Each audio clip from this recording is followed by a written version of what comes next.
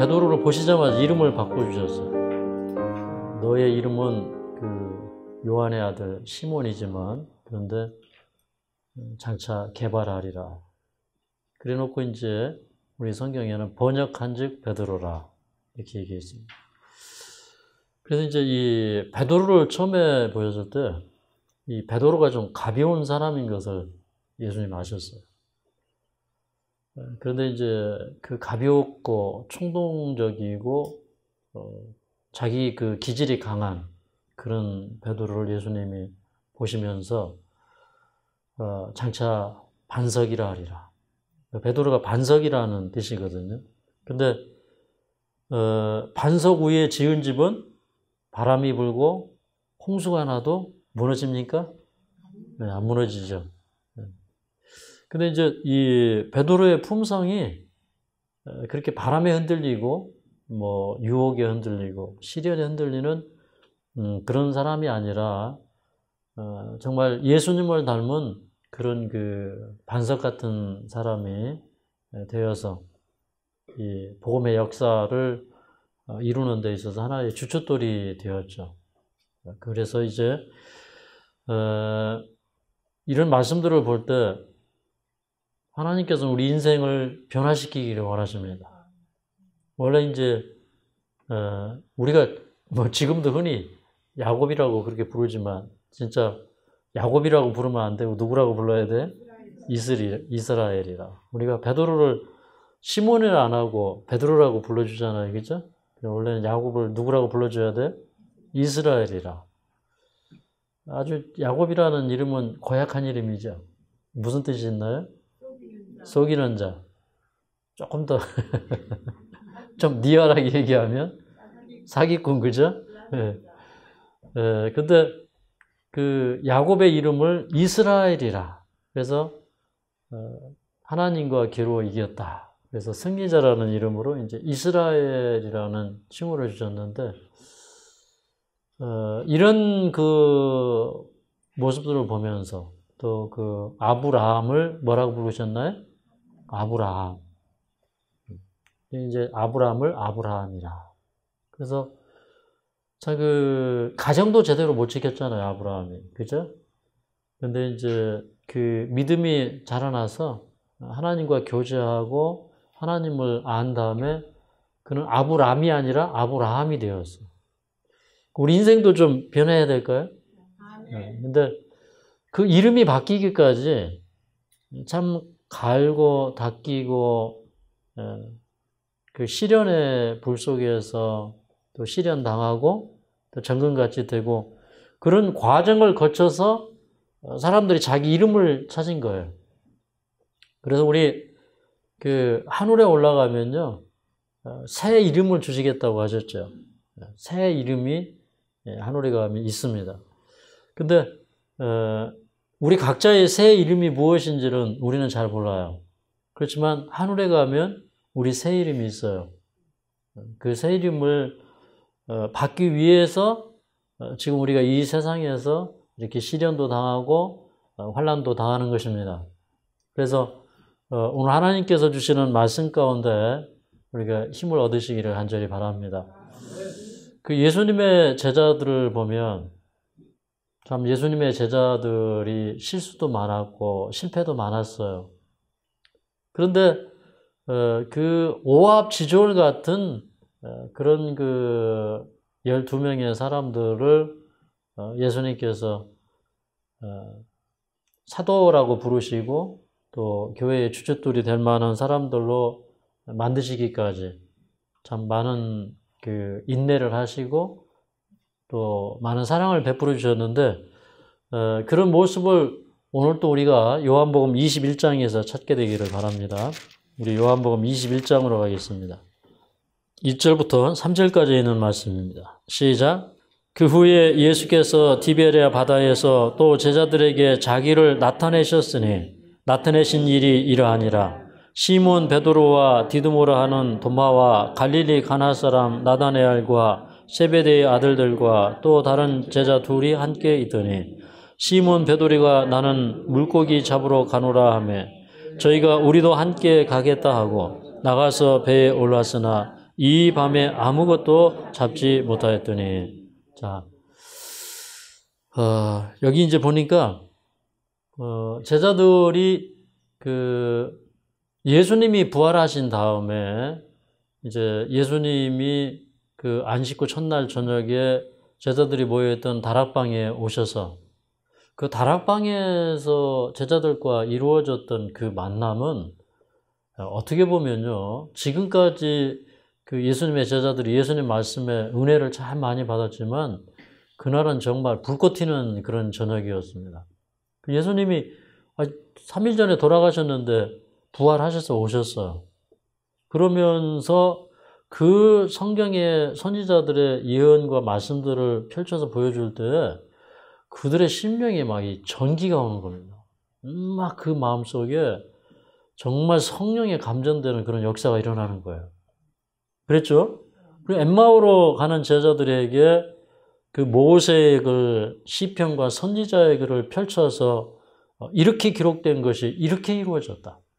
그래서 이제 예수님에 관해서 기록된 예언들이 쭉 성취되는 걸 그들이 그 말씀 속에서 그 생생하게 확인하면서 그 성경의 그 저자이신 예수님께서 직접 그 성경을 설명해 주시고 또 그것을 실증해 주시는 그런 속에서 그들이 눈이 열리고 또 성경이 열리고 마음이 열리고 그래서 그 심령이 뜨거움이 임하고 또 그날 저녁에 그 회개가 이루어지고 또 그 예수님께서 그 숨을 내쉬며 가라사대 성령을 받으라. 그래서 정말 새 생명으로 그들을 거듭나게 하시고 성령을 부어주시고 그러면서 그들에게는 정말 뜨거움이 임했어요. 근데 그날 저녁에 또 그랬고 또 그 도마가 없었는데 또 도마가 있을 때 또 8일 만에 예수님 오셔서 또 회합이 이루어졌고 그 다음에 이제 그들은 이제서 갈릴리로 발걸음을 옮기기 시작했어요. 사실은 이 갈릴리에서의 예수님의 제자들과 예수님의 만남은 대단히 깊은 중요성을 가지고 있었어요.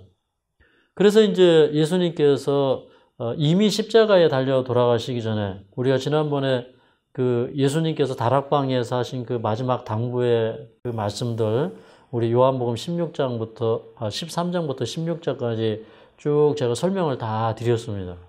네. 내가 너희를 위해서 처소를 예비하러 간다. 내가 가서 처소를 예비하면 너희를 영접해서 나 있는 곳에 있게 해주겠다. 근데 너희가 나더러 어디로 가느냐 묻는 자가 없다. 그러시면서 또 예수님이 가시는 곳에 좀 관심을 갖게 되기를 원했고 또 하늘에서 예수님이 하시는 일에 대해서 관심을 갖기를 원했고 또 나를 믿는 자는 내가 행한 그 일보다 더 큰 일도 행할 것이다.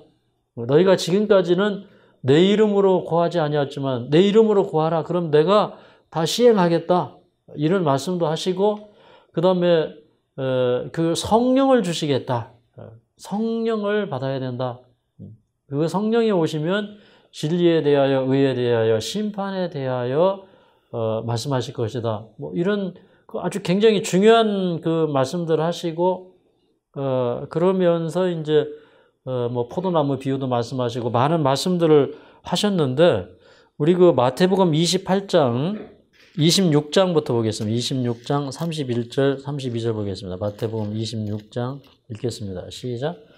때에 예수께서 제자들에게 이르시되 오늘 밤에 너희가 다 나를 버리리라. 기록된 바 내가 목자를 치리니 양의 떼가 흩어지리라 하였느니라. 그러나 내가 살아난 후에 너희보다 먼저 갈릴리로 가리라. 그렇게 얘기했어요. 예수님이 그 다락방에서 뭐 성만찬도 하시고 뭐 내가 너희를 위해서 처소요를 예배하러 간다는 말씀도 하시고 기도하라는 말씀도 하시고 성령을 주시겠다는 말씀도 하시고 정말 그럴 때에 그들의 마음이 뜨거워졌었거든요. 뜨거워졌어요. 근데 그 예수님이 이제 그 뜨거운 말씀을 하셨을 때 제자들의 마음도 겟세마네 동산으로 가기 전에 그 예수님께서 그들에게 하신 그런 말씀들 때문에 사실은 그들이 마음에 이렇게 그 예수님의 말씀으로 새로운 에너지와 충전을 받은 상태에서 그들이 그 감난산으로 이제 그 올라갔습니다.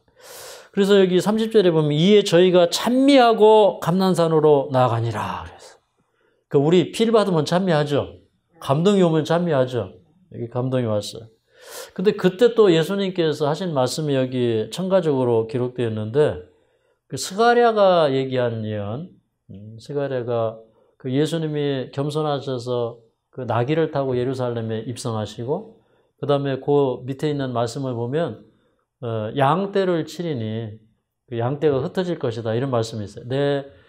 내 짝된 자, 내 목자를 치라 그런 말씀이 있잖아요. 칼아 깨어서 내 짝된 자, 내 목자를 치라. 그리하면 양떼가 흩어질 것이다. 그러면서 이제 작은 자들을 위해는 내 손을 들이우리라. 그래서 이제 그 예수님이 시련당할 때 다 도망갈 거 아셨어요. 그렇지만 다시 한번 그들이 실족하고 그들이 도망치고 넘어졌지만 그 역사를 보면서 예수님 말씀이 이렇게 성취되었구나. 그래서 그 말씀 앞에 자기를 낮추고 겸손하여진 자들 다시 모으신다는 말씀이 있는 겁니다. 네. 예수님 그 스가랴가 얘기했던 그 말씀 하신 거예요. 여기 보니까 기록된 바 내가 목자를 치리니 양의 떼가 흩어지리라 하였느니라. 그러나 내가 살아난 후에 너희보다 먼저 갈릴리로 가리라. 이렇게 얘기했어요. 여기 예수님이 갈릴리로 가시겠다 그랬어요. 근데 뭐라고 했냐면 너희보다 먼저 갈릴리로 가리라. 그러니까 갈릴리에서 제자들이 빨리빨리 와야 되는데 안 오니까 예수님이 먼저 가가지고 갈릴리에서 기다리시는 거예요. 예수님이 우리와 특별한 만남을 위해서 기다리고 계신 거 아십니까?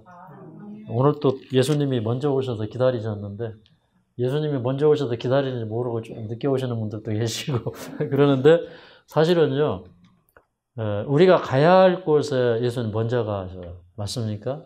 우리 뭐 신명기서에 보면 그 이스라엘 백성들이 광야를 여행할 때 그 여호와께서 먼저 가서 장막 칠 곳을 그 예비하셨다는 그런 말씀이 있죠. 그런 것처럼 우리 이사 가기 전에 벌써 우리 어디로 이사 가야 되는 걸 다 예비를 해 놓으시고요. 인생길을 그렇게 이제 인도하시는 분이십니다. 근데 여기 이제 28장으로 가면 이런 말씀이 있어요. 28장 16절입니다. 함께 읽어볼까요? 시작. 11제자가 갈릴리에 가서 예수의 명하시던 산에 이르러 그렇게 얘기했어요. 그러니까 여기 이제 그 제자들에게 갈릴리로 가라. 이게 뭐 갈릴리가 굉장히 큰 지방이잖아. 갈릴리 어디로 가야 될지 모르잖아요. 그죠? 갈릴리만 가면 됩니까? 근데 여기 보니까 예수님이 장소까지 가르쳐 주셨는데 갈릴리에 가서 예수의 명하시던 산에 이르러 그렇게 얘기했어요. 그러니까 원래는 갈릴리로 가라는 말 속에는 갈릴리의 어떤 산에서 보자 그 산 이름을 가르쳐 줬다 이 말입니다. 근데 사실은 이제 이 갈릴리로 가라는 이 말씀은 그 예수님이 부활하신 다음에 그 여자들이 뭐 막달라 마리아와 몇몇 여자들이 가서 무덤에 가서 확인을 했어요. 그죠? 확인을 하고 그 여자들이 돌아오는데 예수님께서 그 천사를 통해서 또 그 말씀을 하셨죠. 제자들에게 가서 그 예수님이 갈릴리로 가신다고 그렇게 전해달라고 얘기를 또 합니다. 그러니까 갈릴리로 가라는 얘기는 굉장히 중요한 의미가 있었고 또 그들은 사실은 바닷가로 가야 되는 게 아니라 어디로 가야 됐어요? 청개구리 얘기 나오죠. 청개구리가 바다로 가라고 그러면 산으로 가고 산으로 가라고 그러면 바다로 가고 그랬나요? 네. 나중에 이제 하도 거꾸로 하니까 엄마가 뭐라고 그랬어요? 내가 죽으면 뭐 냇가에 묻으라. 네. 그랬더니 이제라도 내가 엄마 말씀 순종해야 되겠다. 그래가지고 엄마를 냇가에 묻어버렸다. 근데 이게 제자들 얘기가 이게 똑같은 얘기예요. 그러니까 산으로 가라고 했더니 어디로 갔어요? 바닷가로 갔어요. 그러니까 바닷가로 가니까 거기 이제 여기 뭐 베드로, 도마, 나다네아, 그 다음에 세베대의 아들들이 야고보, 요한이고 다른 제자 둘이 있었다고 그랬는데 이 7명이 작당을 한 겁니다. 그날. 근데 그 주모자가 또 누구냐면 베드로예요. 아니 그 예수님이 이제 그 제자들에게 하신 말씀이 참 감동적인 얘기입니다. 그 예수님 하신 말씀이 그 요한복음 20장에 그 제자들에게 오셔서 아버지께서 나를 세상에 보낸 것처럼 나도 너희를 세상에 보내노라. 이게 우리 성경은 이런 말씀을 그냥 읽으면 안 돼요. 저는 이 말씀 읽고 막 울었어요. 왜 그러냐면 그 예수님이 이 세상에 오실 때 그분은 정말 특별한 분이었고 특별한 사명과 정말 거룩한 역사를 위해서 오셨잖아요. 인류를 구원하기 위해서. 근데 그분이 뭐라고 하셨냐면 아버지께서 나를 세상에 보낸 것처럼 나도 너희를 세상에 보낸다. 그렇게 얘기를 하셨어요. 그것도 어떤 제자들입니까? 십자가에서 다 도망쳤던 제자들에게. 그렇게 이제 예수님이 이 제자들을 인정하는 겁니다. 그런데 지금까지 3년 반 동안은요, 이 제자들이 뭐 믿음이 좀 없어도 되고 뭐 좀 부족해도 돼요. 왜 그랬냐면 예수님이 함께 계시기 때문에. 근데 이제는 좀 말이 달라지는 겁니다. 나는 아버지께로 가니까 너희들끼리 해봐라 이 말입니다. 내가 너희를 세상에 보낸다는 거예요. 너희가 이제 전도해봐라 이거예요. 너희가 일해봐라 이거예요. 그러니까 이 제자들이 그렇게 예수님께서 감동을 주시고 그 말씀에 확신을 주시고 했는데도 그들이 지금 이제 전도하러 가야 돼요. 어떻게 보면 이제 예수님과 만나서 예수님께로부터 마지막 사명을 위임받아야 돼요. 하늘과 땅의 모든 권세를 내게 주셨으니. 거기 하늘과 땅의 모든 권세를 내가 받았는데 내가 그 권세를 너희한테 줄 거니까 너희는 걱정하지 말고 가서 모든 족속을 제자를 삼아서 아버지와 아들과 성령의 이름으로 침례를 주라 이렇게 말씀하신 거예요. 그러니까 사실은 그 예수님께서는 그 자기의 권세를 제자들에게 주셨잖아요. 그 예수님이 그 말씀을 전하실 때에 예수님이 말씀이 서기관들과 바리새인들이 하는 거 달라가지고 권세 있는 자와 같더라 그랬잖아요. 근데 마태복음 10장에는 제자들에게 그 권세를 주시면서 가서 귀신을 내어쫓고 병을 고치고 그 다음에 그 너희를 영접하는 집이 있거든 들어가서 축복하라. 그러면 이제 그 축복이 임하도록 그렇게 할 것이다. 이런 말씀을 제자들에게 주실 때 제자들에게 권세를 주셨다 이 말입니다. 네. 근데 이제 그런 권세를 가진 이 제자들이 그 예수님이 안 보이니까 갈릴리에 갔더니 그들은 이제 습관적으로 바닷가로 간 겁니다. 바다에 가보니까 이 7명의 사람들이 갈릴리 어부 출신들이에요. 그래서 어부 출신들이 바닷가에 가니까 그 말이 생각이 나네요. 자기 버릇. 네? 누구 못 준다? 또 이제 그렇게 된 겁니다. 그래서 베드로가 선동을 해서 가서 이제 밤새도록 고기를 잡는 거예요. 근데 이제 여기에서 우리가 한 가지 참 생각이 나는 게 걱정, 근심이 앞서면요. 예수님이 보일까요? 안 보일까요? 안 보여요. 우리가 좀 전에 말씀 읽을 때 제자들에게 갈릴리로 가라. 근데 뭐라고 하셨냐면 내가 먼저 갈릴리로 가서 기다리겠다. 그렇게 말씀하신 거예요. 그러면 갈릴리 어딘가에 예수님이 계십니까? 근데 사실은 그들이 예수님께서 명하신 그 산으로 가서 기다려야 했어요. 근데 거기 가서 기다리다가 제자들이 안 오니까 예수님이 바닷가에 와서 계셨을까요? 아니면 바닷가에 먼저 와서 계셨을까요? 뭐 예수님이야 무수보재 하신 분이니까 어디든지 계실 수 있는 그런 분이시죠. 근데 어쨌든 그 제자들이 눈만 떴다 하면은 보이는 겁니다. 믿음의 눈으로만 예수님을 보았더라면 예수님이 보이는 거예요. 근데 걱정, 근심이 앞서니까 예수님이 안 보이는 거예요. 그러니까 지금 예수님께서는 그렇게 그들에게 거룩한 사명을 위임하신 겁니다. 아니, 그 무덤이 열리고, 사망이 그 예수님을 붙잡아 줄 수가 없어서 무덤문이 깨져버린 그 부활의 사건. 사단의 모든 권세가 깨진 것을 의미하는 것이에요, 십자가는. 그렇기 때문에 제자들은 어느 때보다도 능력으로 충만해야 했습니다. 그럼에도 불구하고 자기 자신들이 누군지를 지금 모르는 거예요. 얼마나 권세 있고 얼마나 거룩한 사명을 위임받은 자들인지 모르는 거예요. 근데 그걸 잃어버린 겁니다. 그러니까 우리가 자꾸 그 예수님의 말씀을 해봐야 돼요. 그죠? 실천해봐야 되고 도전해봐야 돼요. 그걸 안 해보면 자꾸 두려워지는 거예요. 그러니까 앞으로 예수님도 없는데 우리 어떻게 하지? 우리 뭐 먹고 살지? 그러니까 하루 저녁 고기 잘 잡으면 그래도 먹을 것도 해결되고 뭐 의복도 해결되고 하니까 베드로는 이제 걱정하다가 나는 고기 잡으러 간다 그러니까 그냥 아우들이 다 따라가 버린 거예요. 그래서 이제 그들이 그 밤새도록 고기를 잡지 못했어요. 자, 여기 이제 4절부터 5절까지 읽도록 하겠습니다. 4절, 5절을 읽겠습니다. 시작. 날이 새어갈 때에 예수께서 바닷가에 서셨으나 제자들이 예수신 줄 알지 못하는지라. 예수께서 이르시되 얘들아 너희에게 고기가 있느냐 대답하되 없나이다. 참 우리 인생이 그런 것 같아요.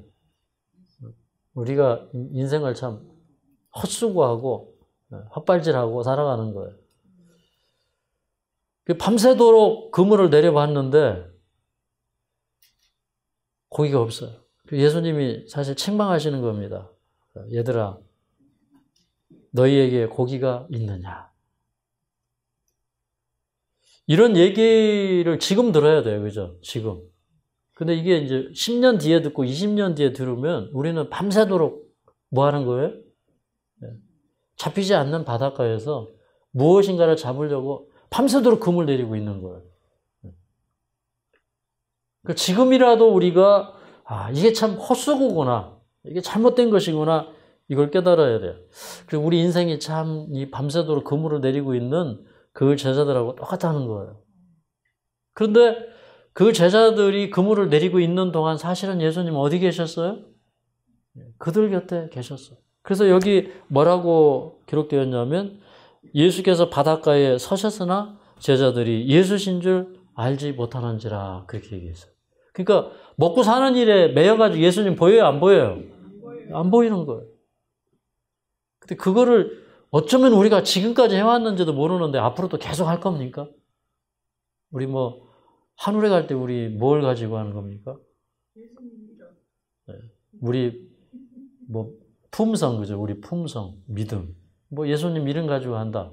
그것도 틀린 얘기는 아니에요. 예수님의 이름이 예수님의 품성이니까. 네. 자, 그 다음에 이제 6절에 보니까 예수님께서 그물을 배 오른편에 던지라. 그리하면 얻으리라. 그렇게 얘기했어요. 이 오른편은 어떤 방향이었을까요? 예수님께서 저 해변에 계셔요. 그러면 그 오른편은 어디였을까요? 예수님께서 서 계신 방향이었을까요? 아니면 예수님 반대 방향이었을까요? 예수님께서 서신 방향이. 사실은 밤새도록 그 수고한 것이 헛수고였지만 그래도 예수님은 그들을 사랑하셨기 때문에 그 배에서 그냥 나오지 않도록 하기 위해서 뭐라고 했냐면 배 오른편에 그물을 던지라는 겁니다. 그러니까 예수님 편에 그물을 던지라는 거예요. 이거는 그들이 그것을 잘했다고 하는 것이 아니라 우리 인생의 목표와 삶의 가치 이런 게 다 예수님께 있어야 돼요. 사실은요, 예수님을 진짜 만나면 다른 일을 할 수가 없어.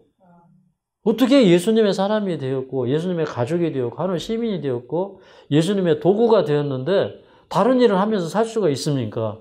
저는 예수님을 만나니까 다른 일을 못 하겠더라고요. 네. 그 요양원 사업이 너무 힘들어가지고 제가 한번 36개 한 적이 있어요. 우리 집사람하고 대전 가가지고 어디 뭐 회사 들어가가지고 했더니 뭐 또 회사 회식 한다고 또 노래를 또 한 곡 조씩 막 하라고 그래요.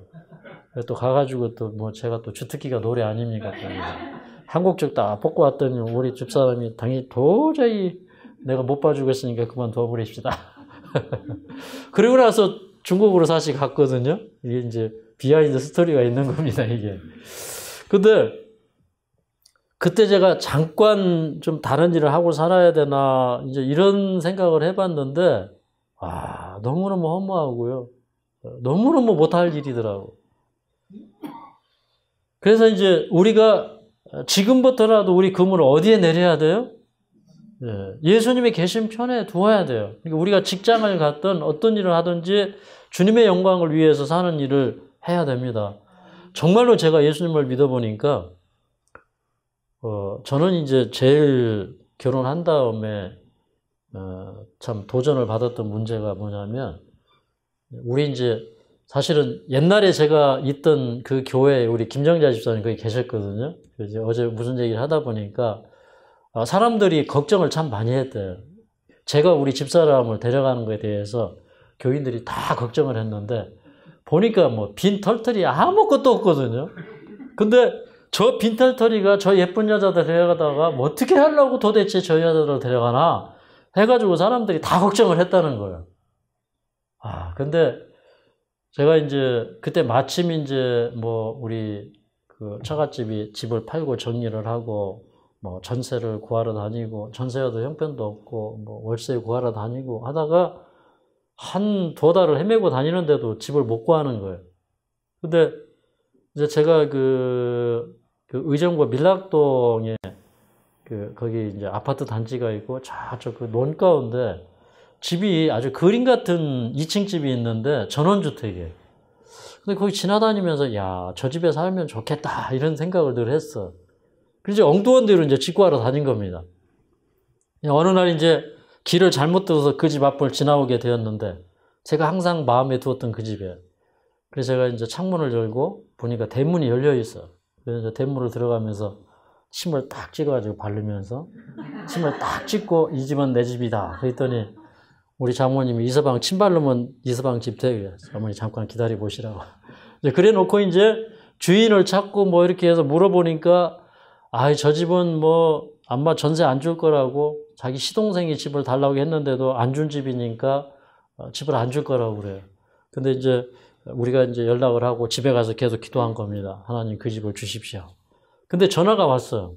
주인이 전화가 왔는데 제가 왜 그 집을 당신들에게 주려고 생각했는지 모르겠어요. 그러는 거예요. 모르죠. 하나님이 하신 거니까 자기를 모르는 거죠. 그래서 이제 그 다음에는 이제 뭐가 문제예요? 이게 쩐이 없는 겁니다. 쩐이. 그래서 이제 또 기도한 겁니다. 기도하고 갔어요. 갔는데 이분의 첫 마디가 뭐냐면 저는 돈이 많이 필요 없습니다. 그래가지고 속으로는 무슨 생각했을까? 아이고 또 응답 받았구나. 그래서 제가 월세 20만 원에 그 집에 이제 살게 되었는데 그때 이제 사람들이 이런 얘기가 들려오기 시작했어요. 야, 저 집은 하나님이 함께 하신다. 저희가 이제 그 집으로 이사하는 걸 보고 하나님이 함께 하신다. 근데 이제 뭐 그러다가 제가 이제 요양원 사업을 하게 되고 또 뭐 중국에도 가게 되고 또 여기 다시 와서 살게 되고 그러는데 근데 뭐 보니까 집이 없는 게 아니라 너무 많아요. 그죠? 지금 너무 많아요. 이제 이렇게 되어서 이제 우리가 이렇게 함께 살 수 있도록 이렇게 해주셨는데, 그러니까 다 버리고 그물을 어디에다 던지면 되는 거예요? 예수님 편에 던지면 되는 거예요.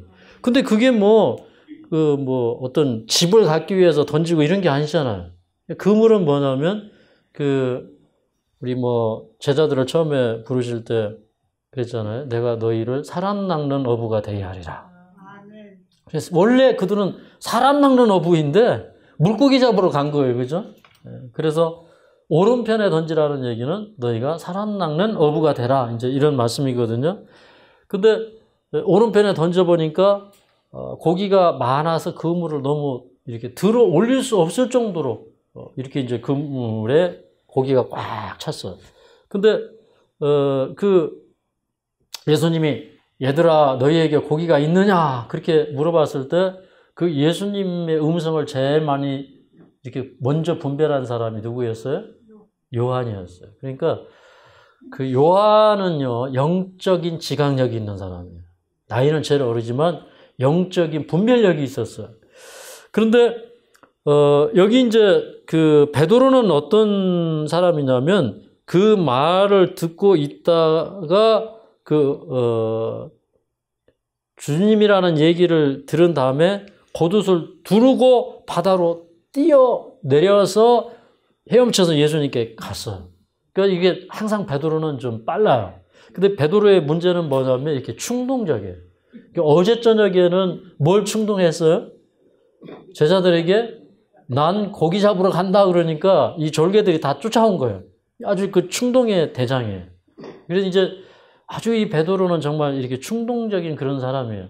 그러나 이제 베드로가 참 이렇게 진실한 사람이었습니다. 그런 자기 기질에 있어서 자기 기질을 다스리기 어려운 사람인데 이게 이제 충동적인 그런 사람이었는데, 근데 이제 이 제자들이 고기를 그물에다 다 이렇게 잡은 다음에 그 다음에 이제 그게 그들에게 사실 이제 돈거리가 된 거예요. 그래서 큰 고기만 세어보니까 153마리가 잡혔어. 작은 고기도 많이 있었겠죠. 그랬었는데, 근데 이제 뭐 어떤 사람은 이런 얘기를 했어요. 베드로는 충동적이라서 다 물에 또 뛰어들어가 가지고 예수님께 갔는데, 요한은 이렇게 그 물고기 잡은 거 다 끌어올려 가지고 고기를 셌다. 그렇게 이제 또 얘기를 하는 사람이 있습니다. 근데 이제 베드로가 사실 이 충동적인 것은 사실입니다. 우리 베드로가 예수님께서 오병이어의 기적을 일으킨 다음에 떡덩어리 5개하고 물고기 2마리로 5,000명을 먹인 그 이적을 베푼 다음에 사람들이 예수님을 붙들어서 왕을 삼으려고 했을 때 예수님이 그 상황을 빨리 해산을 시키시고 제자들을 보고 배 타고 저 건너편 사람들이 없는 데로 가라고 그랬어요. 그리고 예수님 자신도 산에 이제 올라와서 기도하시고, 그러다가 이제 그 제자들이 그 바다를 건너가다가 풍랑을 만났어요. 근데 자기들은 이제 배에서 뼈가 굵은 사람들이니까 그 노를 저어보고 그 풍랑을 피해가려고 하는데 이게 안 되는 겁니다. 그때 예수님께서 물 위로 걸어오셨어요. 그때가 밤 사경이었어요. 그 사경은 이제 3시부터 6시까지. 이 새벽까지 이제 그렇게 애를 쓴 거죠. 근데 물 위에 사람이 걸어오는 게 달빛에 비치니까 얼마나 무서워요. 그죠? 그러니까 막 귀신, 유령 막 이런 걸 보는 거죠. 귀신이다라고 소리치는 거죠. 그랬더니 예수님께서 나니까 두려워하지 말아라. 근데 베드로가 뭐라고 했습니까? 주님 주시어든 저를 명해서 저한테 걸어오게 하라고 이제 그렇게 얘기했더니 예수님이 걸어오라고 그러니까 물 위에 뛰어내렸는데 딱 물 위에 서가지고 걸어가는 겁니다. 그죠? 근데 파도가 일어나니까 어떻게 했어요? 그 파도를 보고 겁이 나가지고 베드로가 빠져가는지라 그래서 이게 펑탕 빠진 게 아니라 이렇게 서서히 빠진 겁니다. 그랬더니 예수님께서 오셔가지고 이렇게 손을 잡으시면서 믿음이 적은 자여 왜 의심하느냐 그렇게 얘기했어요. 그러니까 사실은 이제 베드로가 물 위를 걸어갈 수 있는 만큼 이게 준비가 안 된 사람이에요. 근데 굉장히 베드로가 이렇게 충동적이고 즉흥적이에요. 그래서 우리가 충동적이고 즉흥적인 성격이 좀 바뀌어야 돼요, 이게. 아직도 베드로 같은 사람이 있어요. 아마 속으로는 난데 이런 사람 좀 있을 거예요. 그죠? 네, 난데 그러고 있는 사람이 있어요. 근데 예수님이 뛰어내리라 이렇게 말하신 이유가 있어요. 좀 자기 모습을 보는 거예요. 빠져보는 거예요. 그때 예수님께서 믿음이 적은 자여 왜 의심하였느냐 하고 예수님께서 다시 끌어올리시는 거예요. 거기에 주님의 자비하심이 있는 겁니다. 그러니까 그런 시련을 통해서 넘어질 거 아시는데도 넘어지게 하시고 또 이렇게 세워주시고 제자들에게 계속 그렇게 3년 반을 이끌어 주시는 겁니다. 그리고 이제 제자들이 이제 해변에 올라왔어요. 그래서 해변에 올라와 보니까 거기에 이렇게 숯불이 피어 있고 또 예수님께서 생선을 구워서 이렇게 놓으셨어요.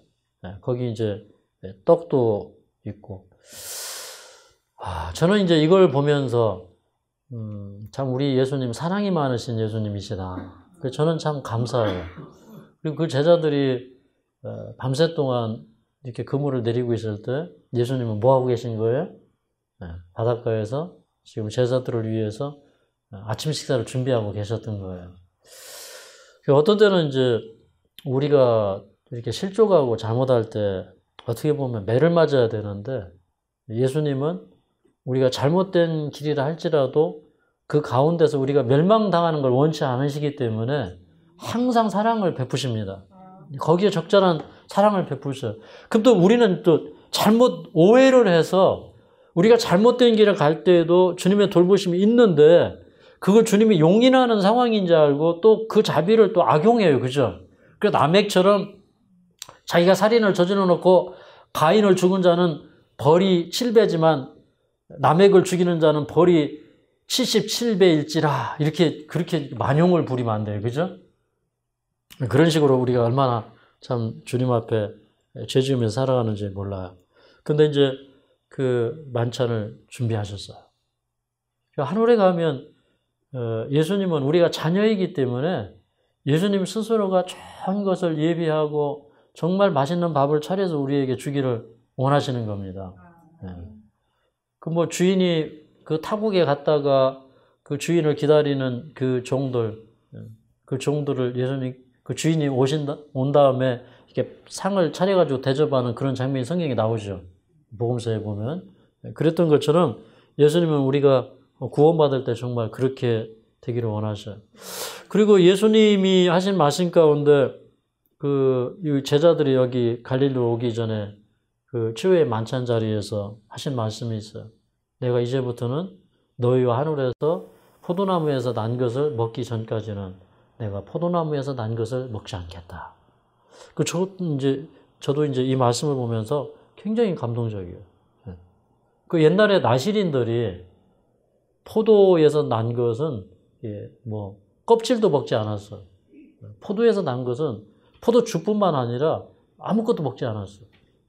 그 나시린 서약하는 그 기간 동안 그들이 술에 취하지 않고 정말 맑은 정신으로 맑은 지성으로 그들이 절제하면서 주님의 사업을 온전히 섬기도록 하기 위해서 안 먹었어.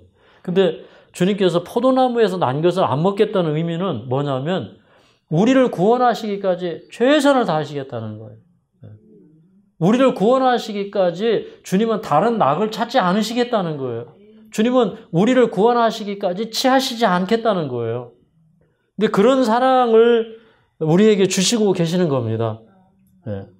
그 다음에 이제, 이렇게 이제 식사를 아침에 딱 대접을 한 다음에 이제 거기에서 또 넘어진 베드로를 위해서 예수님께서는 새로운 이벤트를 준비를 하셨어요. 그 다음에 제자들이 이렇게 다 있는 데서 이제 예수님이 말씀을 하시는 겁니다. 자, 21장 15절을 읽겠습니다. 21장 15절입니다. 시작. 저희가 조반 먹은 후에 예수께서 시몬 베드로에게 이르시되 요한의 아들 시몬아 내가 이 사람들보다 나를 더 사랑하느냐 하시니 가로되 주여 그리하이다. 내가 주를 사랑하는 줄 주께서 아시나이다. 자, 여기까지 보겠습니다. 요한의 아들 시몬아 이렇게 얘기합니다. 원래는 이제 시몬아 이렇게 부르면 돼야 안 돼요. 예수님께서 뭐라고 그랬어요? 내가 너를 장차 개발하리라. 베드로야 이렇게 해야 돼요. 여기 이제 시몬아 그랬어요. 그러니까 베드로는 아직 베드로가 아직 안 된 겁니다. 이게 덜 됐어. 요한의 아들 시몬아 이렇게 물어봅니다. 왜 이 말씀을 이렇게 하셨냐면 내가 이 사람보다 나를 더 사랑하느냐 이렇게 얘기합니다.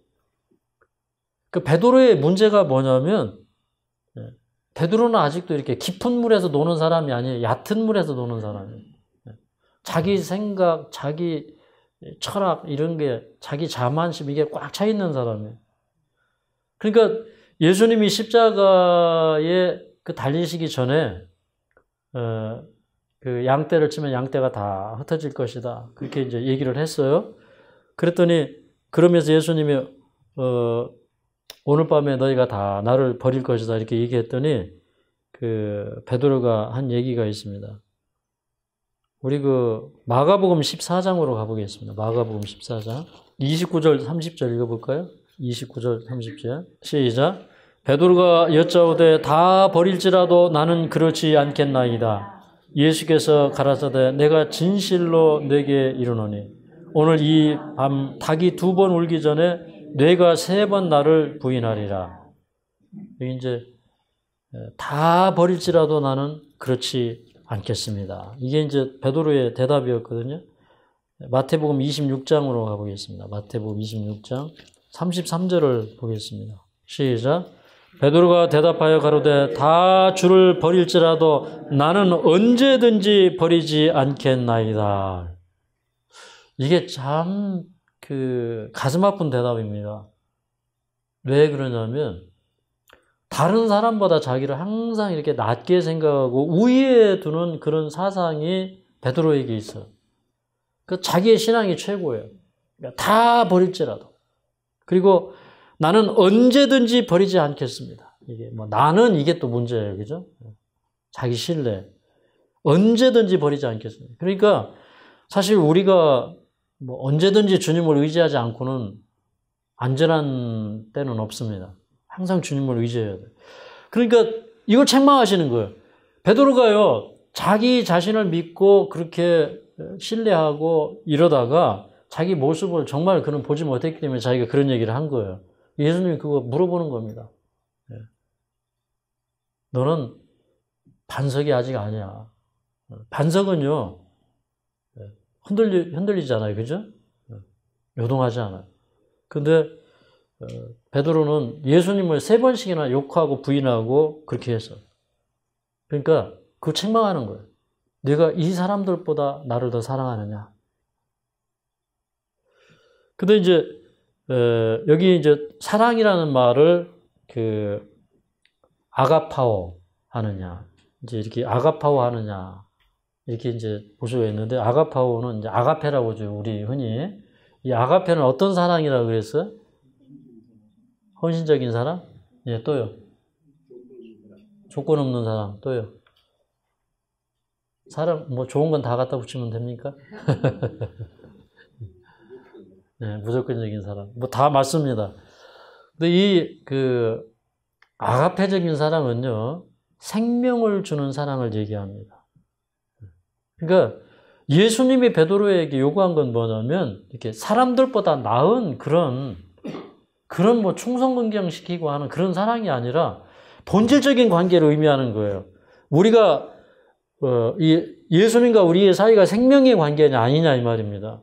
그래서 내가 나를 아가파고 하느냐 이건 뭐냐면 내가 나를 위해서 생명을 줄 수 있느냐 이 말입니다. 그 질문을 하시는 거예요. 우리에게도 그 질문을 하시는 거예요. 근데 베드로가 대답합니다. 주여 그러하이다. 내가 주를 사랑하는 줄 주께서 아시나이다. 잘못하면 오해할 수 있어요. 내가 이 사람들보다 더 나를 사랑하느냐.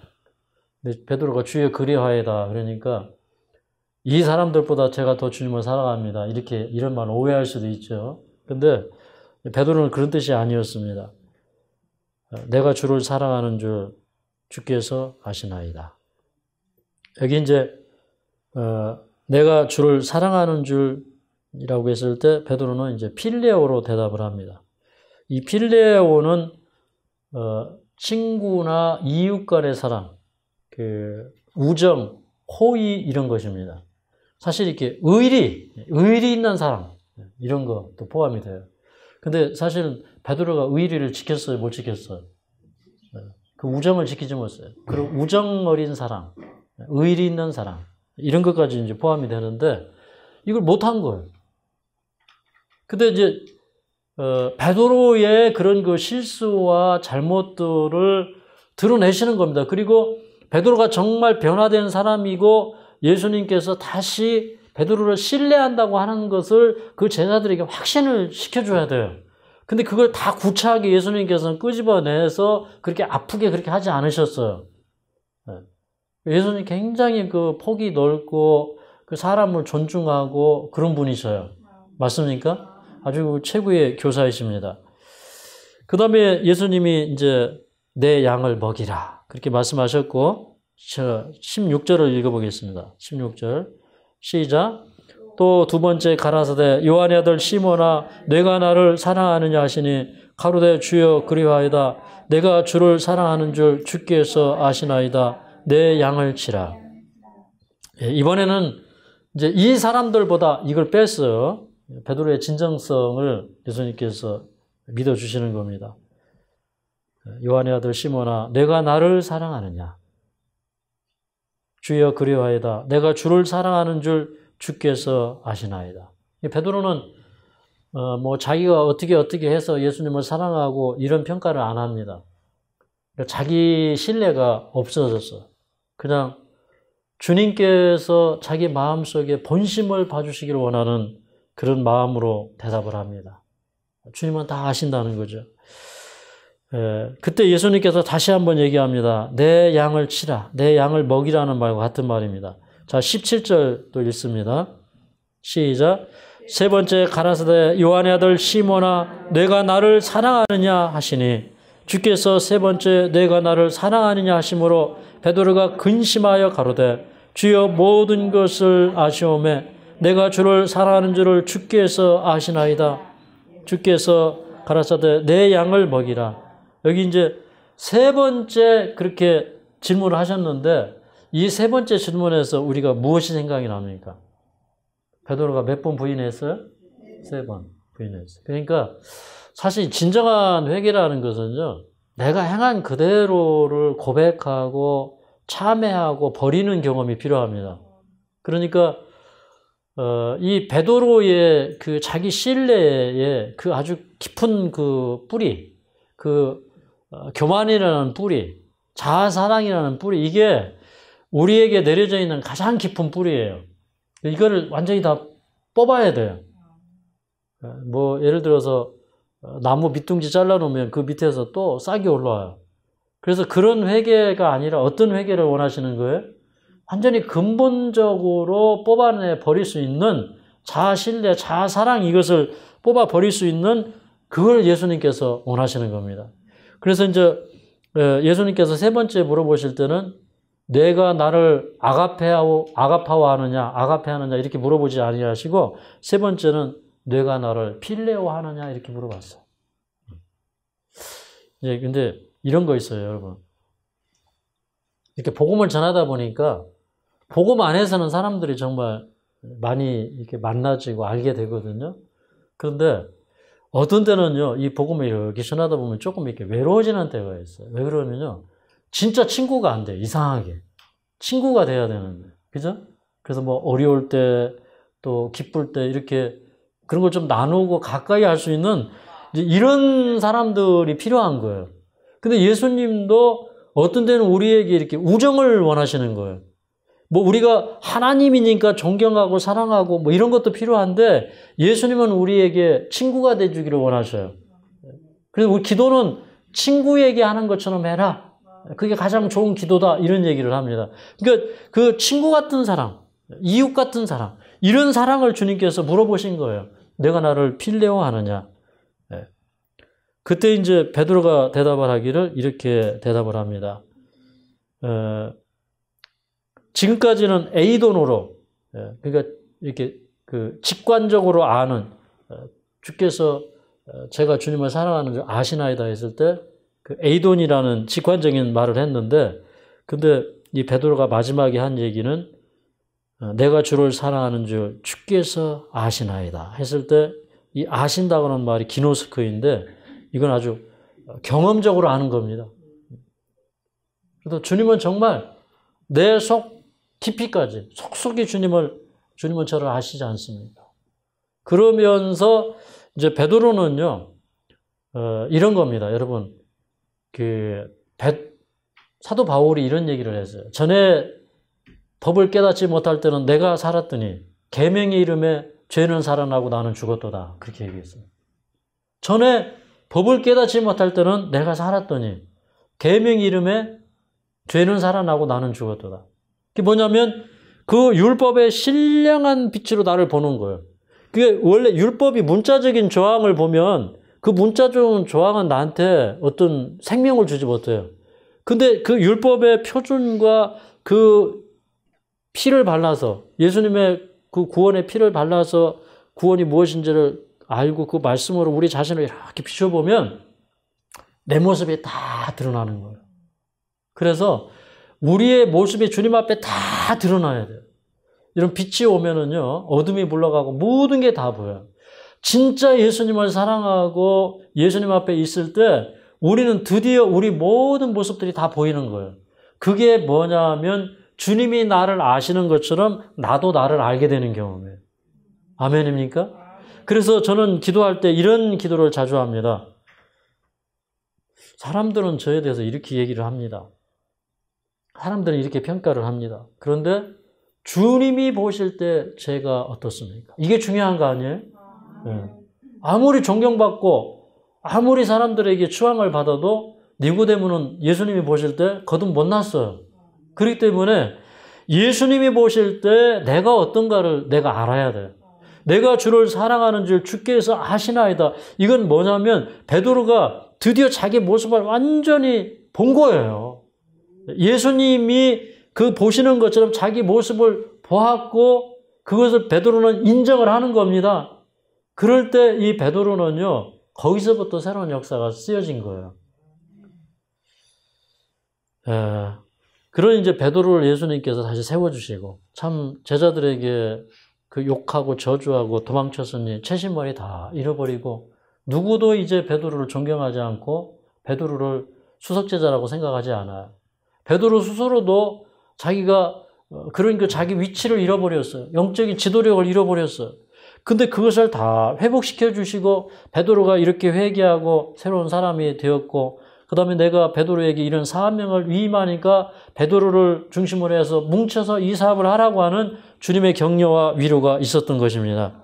여기 18절에 내가 진실로 진실로 내게 이르노니 젊어서는 내가 스스로 띠뛰고 원하는 곳으로 다닐 거니와 아침에 일어나면 바지 입고 옷 입고 허리띠 메고 그러고 우리가 또 하루를 돌아다니는 것처럼 내가 젊었을 때는 그렇게 살지만 늙어서는 내 팔을 벌리리니 남이 내게 띠띠우고 원치 않은 곳으로 데려가리라. 남이 너를 띠띠운다는 것은 남이 너를 이렇게 묶어서 결박해서 그래서 이제 베드로가 걸박도 당하고 옥중에도 갇히고 그죠? 그 다음에 그 마지막에는 주님이 따라가신 그 길을 위해서 자기도 십자가에 기꺼이 두 팔을 벌려줍니다. 그리고 자기를 십자가에 못 박는 사람에게 우리 주님은 바로 돌아가셨는데 나는 바로 들어갈 자격이 없으니 거꾸로 못 박으시오. 그렇게 이제 얘기했던 게 베드로의 모습인데, 근데 이제 이런 얘기가 있습니다. 우리 이제 이 전승에 의하면 AD 64년에 네로가 노마시에 불을 지르고 이 불을 그리스도인들이 질렀다고 해서 그리스도인들을 박해하기 시작했을 때 그리스도인들은 저 지하 200m 밑에 들어간 카타콤에 들어가서 이제 숨어서 200년의 세월을 보냅니다. 참 이게 얼마나 그 진리의 순수성을 간직하기 위해서 하나님께서는 그런 극단적인 방법도 그런 시련도 주셨어요. 그런데 그때 이제 로마시를 빠져나와서 베드로가 도망칩니다. 근데 도망을 치다가 어디로 가시는 예수님을 만났어요. 그래서 이제 그 베드로가 한 얘기가 유명하죠. 주여 어디로 가십니까? 코바디스 도미네. 주여 어디로 가시나이까? 그랬더니 예수님이 하신 말씀이 내가 로마의 성도들을 위해서 내가 다시 십자가를 지러 올라가는 길이니라. 그 얘기를 들은 다음에 베드로가 다시 로마로 갔다. 그런 얘기가 있죠. 이런 시가 있습니다. 모래 위에 발자국. 어느 날 밤 꿈을 꾸었네. 주와 함께 바닷가에 거드는 꿈을 꾸었네. 하늘을 가로질러 빛이 임한 그 바닷가 모래 위에 두 쌍의 발자국을 보았네. 한 쌍은 내 것, 또 한 쌍은 주님의 것. 거기서 내 인생의 장면들을 보았네. 마지막 발자국이 멈춘 그곳에서 내 인생의 길을 돌이켜 보았을 때 자주 내 인생길에는 오직 한 쌍의 발자국만 보았네. 그때는 내 인생의 가장 비참하고 슬픈 계절이었네. 나는 의아해서 주님께 물어보았네. 주님, 제가 당신을 따르기로 했을 때 당신은 저와 항상 함께 하신다고 약속하셨는데요. 그런데 보세요. 제가 주님을 가장 필요로 했을 그때 거기에는 한 쌍의 발자국밖에 없었습니다. 주님은 저를 떠나 계셨나요? 주님께서 대답하셨습니다. 나의 소중한 아이여, 나는 너를 사랑하였고 너를 조금도 떠나지 않았단다. 너의 시련의 때, 고통의 때에도 내가 본 오직 한 쌍의 발자국, 그것은 나의 발자국이었느니라. 그때 내가 너를 등에 업고 걸었노라. 얼마나 감동적인 말씀인지 모르겠습니다. 이 내용은 우리가 다 아는 내용이죠. 정말 우리가 힘들 때 주님은 우리의 동역자가 되어주시고 친구가 되어주시고, 그리고 우리가 그 길을 걸을 수 없을 때 주님은 우리를 업고 걸으셨다는 겁니다. 그래서 우리가 하늘까지 가는지 모르겠어요. 그렇지만 이 제자들이 그 예수님을 부인하고 오합조절되고 그랬음에도 불구하고 다시 한번 하마터면 예전으로 다 돌아가 버릴 그런 자리에 주님께서 찾아오셔서 제자들을 다리 세우시고 또 그들에게 또 그 산으로 다시 가라고 말씀하시고, 그리고 이 시에 500여 명에게 나타나시고, 그리고 주님은 그때 얘기하셨습니다. 내가 하늘과 땅의 모든 권세를 아버지께로 받았노라. 그러니 너희들은 걱정하지 말고 가서 모든 족속으로 제자를 삼아 내가 너희에게 가르쳐 분부한 것을 그들에게 가르치고 지키게 하라. 내가 세상 끝날까지 너희와 함께 할 것이다.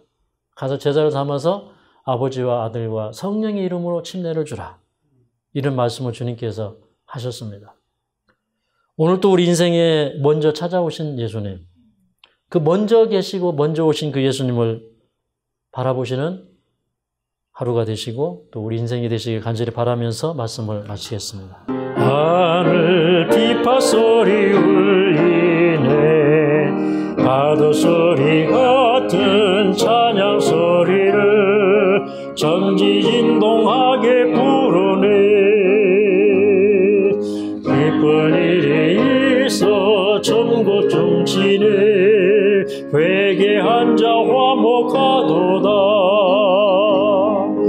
죄의 종된 자를 놓아주시니 성령으로 거듭났도다.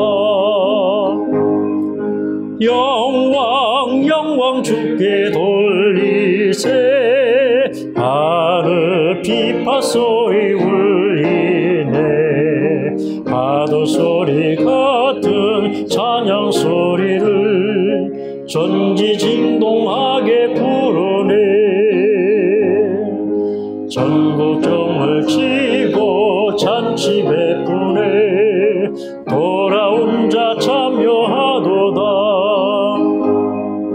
오늘 귀한 영혼 거듭났으니 기쁜 소식 전파하여라.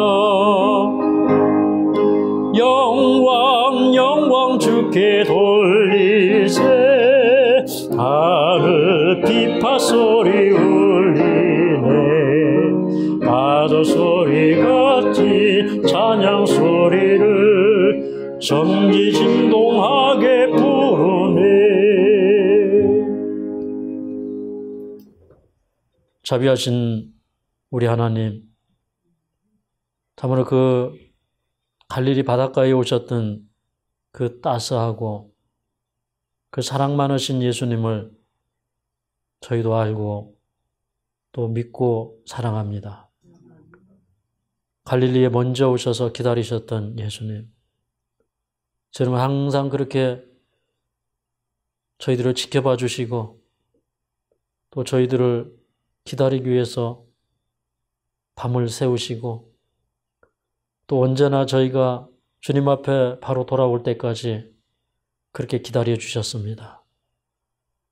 마치 그 탕자의 아버지가 탕자를 기다리듯이 그렇게 동부 밖에서 언제나 저희를 기다려 주셨습니다.